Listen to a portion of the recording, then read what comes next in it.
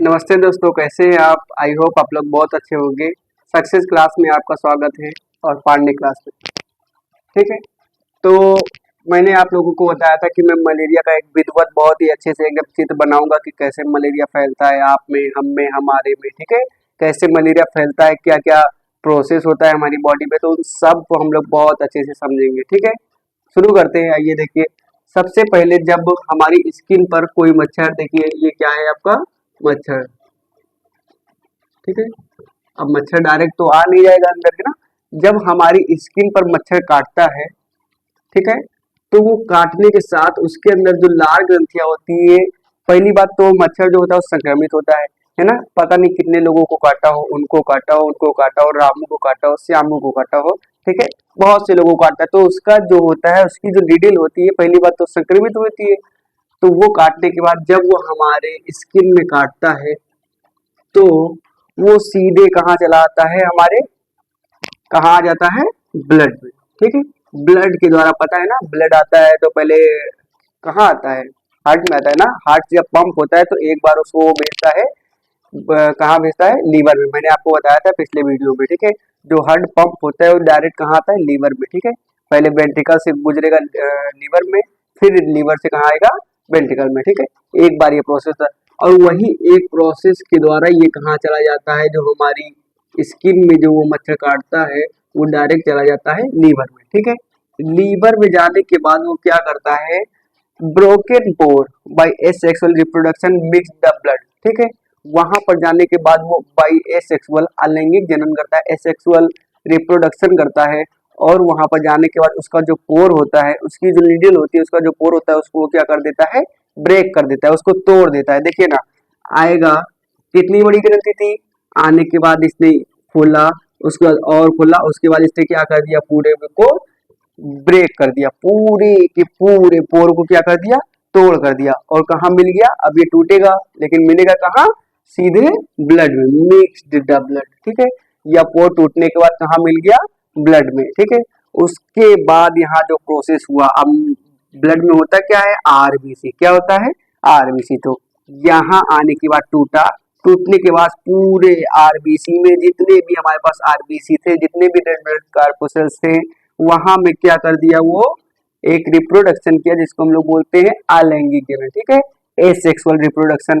Asexual reproduction करने के बाद वो डायरेक्ट ये हमारे स्पोर में आया।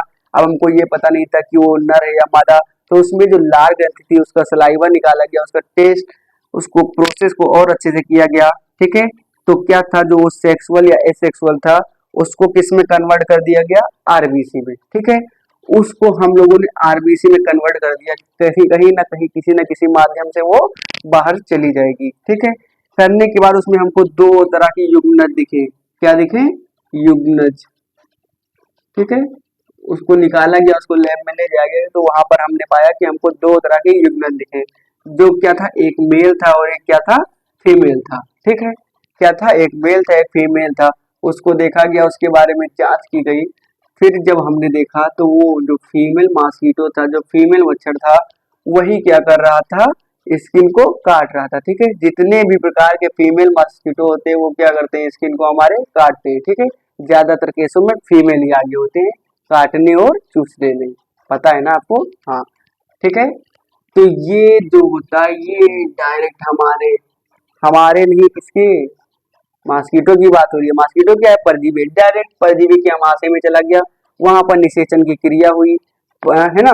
वहां पर कैसी क्रिया हुई, निषेचन की, जिसको हम लोग बोलते हैं फर्टिलाइजेशन। फर्टिलाइजेशन का प्रोसेस हुआ, उसके बाद बस ऐसे ही आगे काम होने का, ये सब काम कहाँ हुआ, मॉस्किटो के आमाशय में। ठीक है, तो ये होने के बाद ये हमारे पास एक बड़ी सी लार्वा दिखी, जिसमें क्या था, छोटे छोटे क्या थे, इसमें जीवाणु थे। ठीक है, ये क्या थे, जीवाणु थे। जीवाणु के साथ साथ मच्छरों की कुछ लार ग्रंथियां थी।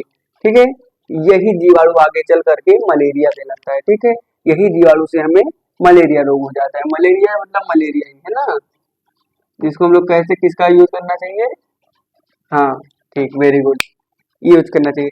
तो ये प्रोसेस है मलेरिया का। ठीक है, मलेरिया जो होता है, जो ह्यूमन सर्कल है, ठीक है, जो ह्यूमन सर्कल है, इसमें दो भागों में डिवाइड होता है। इसके जो होस्ट होते हैं, इसमें क्या होता है, होस्ट होता है। तो इसके होस्ट को दो भागों में डिवाइड किया।